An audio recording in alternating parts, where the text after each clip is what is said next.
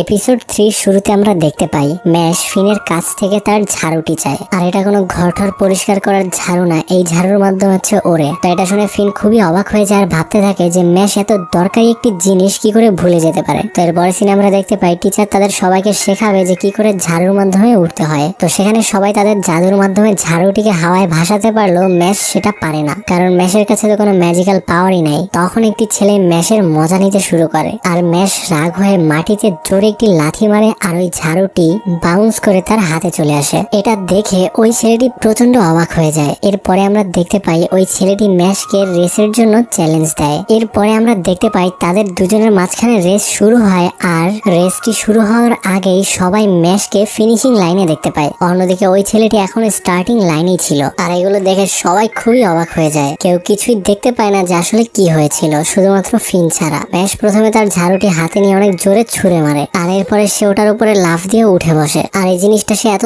দ্রুত করেছিল যে কেউ তাকে দেখতেই পায় না। তখন আমরা দেখতে পাই ওই অন্য ছেলেটি ম্যাশকে অনেক উল্টোপাল্টা কথা বলতে থাকে আর তখনই ওই ছেলেটিকে আরেকটি ছেলে এসে থামিয়ে দেয় আর এই ছেলেটির নাম হচ্ছে লয়েড। তো লয়েড ম্যাশের সাথে খুবই ভালো আচরণ করে, যেগুলো দেখে বাকি সবাই খুবই অবাক হয়ে যায়, কারণ সবাই জানতো যে লয়েড এই টাইপের পোলানা। মানে স্কুল কলেজে যারা সাধারণত বুলি টুলি করে বেড়ায় তারা যদি হঠাৎ করে ভালো আচরণ করে তবে যেমনটা হয় আর কি। তো যাই হোক, লয়েড তখন ম্যাশকে ক্লাস শেষ স্কুলের পিছনে দেখা করতে বলে। ক্লাস শেষ হওয়ার পরে আমরা দেখতে পাই ম্যাশ ফিনকে জিজ্ঞাসা করে যে লয়েড আসলে কে। তখন ফিন ম্যাশকে বলে যে লয়েড হলো বিউরো অফ ম্যাজিকের অনেক হাই র্যাঙ্কিং একজন মেম্বারের ছেলে আর এই স্কুলের ভাইস প্রেসিডেন্ট তার আত্মীয়, এজন্য সবাই তাকে খুবই ভয় পায়। এরপরে আমরা দেখতে পাই ম্যাশ স্কুলের রান্নাঘরে গিয়ে ক্রিম পাফ বানাতে শুরু করে আর সে এটা একদমই ভুলে যায় যে লয়েড তাকে স্কুলের পিছনে দেখা করতে যেতে বলেছিল। এরপরের দিন ম্যাশ যখন ক্লাস করছিল তখন লয়েড তার কাছে এসে জিজ্ঞাসা করে যে কালকে তার সাথে সে দেখা করতে কেন যায়নি। তখন ম্যাশ তাকে বলে যে সে ভুলে গিয়েছিল।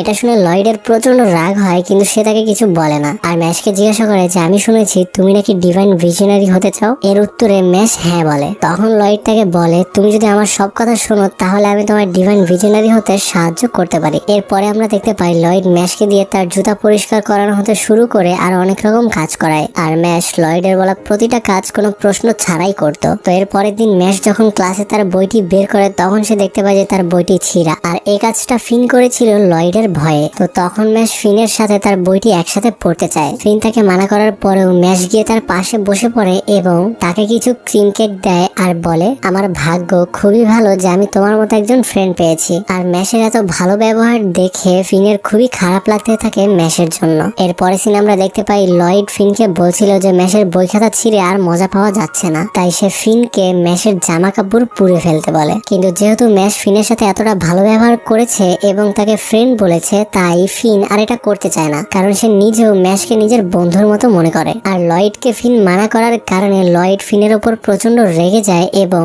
তাকে মারতে শুরু করে। তখনই ম্যাশ ওখানে ফিনের বইটি ফিনকে ফেরত দিতে আসে আর সে এগুলো দেখে খুবই শকড হয়ে যায় এবং লয়েডকে জিজ্ঞাসা করে যে সে এমনটা কেন করছে। তখন লয়েড বলে যে ফিন আমার কথা শুনছিল না তাই আমি ওকে শাস্তি দিচ্ছি। তখন ফিন কান্না করে ওঠে এবং ম্যাশকে বলে আমি এসব কিছুরই যোগ্য, তোমার বইগুলো আমি ছিঁড়েছিলাম, লয়েড আমাকে এমনটা করতে বলেছিল। তখন লয়েড ম্যাশ বলে যে তুমি ফিনের কথা একদমই শোনো না, আর এমনি তো আমি এখন তোমাকে ভাইস প্রিন্সিপালের কাছে নিয়ে যাব। এরপরে লয়েড আর কিছু বলার আগেই ম্যাশ তার চুলগুলো ধরে তাকে মাটিতে একটি আছাড় মারে আর এক আছাড়েই লয়েড একদম আধা মরা হয়ে যায়। এটা দেখে সবাই খুবই অবাক হয়ে যায় আর ফিন ম্যাশকে বলে যে তুমি এটা কি করলে, এখন তোমাকে এই স্কুল থেকে বের করে দেওয়া হবে। আমরা দেখতে পাই তখনই ওখানে ভাইস প্রিন্সিপাল চলে আসে এবং অনেক পাকনা পাকনা কথা বলতে থাকে যে সে চাইলে এখন ম্যাশকে এক্সপেল করে দিতে পারে, কিন্তু তার কথাগুলো শুনতে ম্যাশের একদমই ভালো লাগছিল না আর এই জন্য সে তার মুখে একটি লাথি মারে এবং সেখানে একটি গর্ত করে তাকে ওটার মধ্যে পুঁতে দেয়। তখন ভাইস প্রিন্সিপাল বলে যে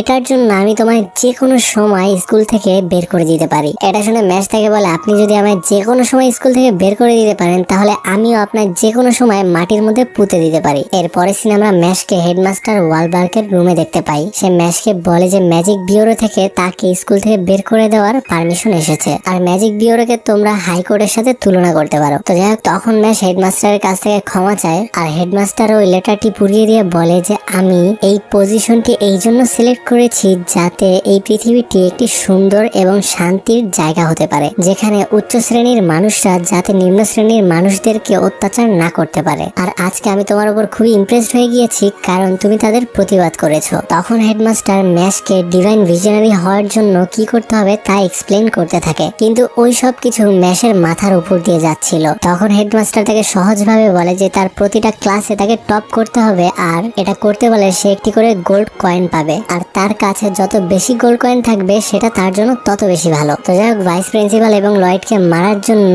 ম্যাশলের নাম পুরো স্কুলে ছড়িয়ে পড়ে। তখনই ম্যাশের কাছে একটি ছেলে চলে আসে যার নাম হচ্ছে টম। সে ম্যাশলেকে একটি গেমে ইনভাইট করে, কিন্তু ম্যাশলে প্রথমে রাজি হতে চায় না, কিন্তু টমের অনেক জোর করায় সে রাজি হয়ে যায়। এই গেমটিতে ঝাড়ুর উপরে বসে একটি বল একটি ছিদ্রের মধ্যে ঢুকাতে হবে, মানে অনেকটা বাস্কেটবলের মতো, কিন্তু ম্যাশ ঝাড়ুতে উঠতেই পারতো না। আর এটা সে টমকে বলার পরেও টম এটা বিশ্বাস করে না। এর পরের দিন আমরা দেখতে পাই তারা গেমটি খেলার জন্য চলে যায়। সব প্লেয়াররা ঝাড়ুতে বসে হাওয়ায় ভাসছিল, কিন্তু ম্যাশ তখনও মাটিতেই দাঁড়িয়েছিল, আর এই জন্য অনেকেই তার উপরে অনেক জিনিসপত্র ছুঁড়ে মারে। তখন তার টিমমেট তাকে জিজ্ঞাসা করে যে সে কেন উঠছে না। এর উত্তরে ম্যাশ বলে যে আমি তোমাদেরকে আগেই বলেছিলাম যে আমি উঠতে পারি না। আর এর সাথে এই এপিসোডটি এখানেই শেষ।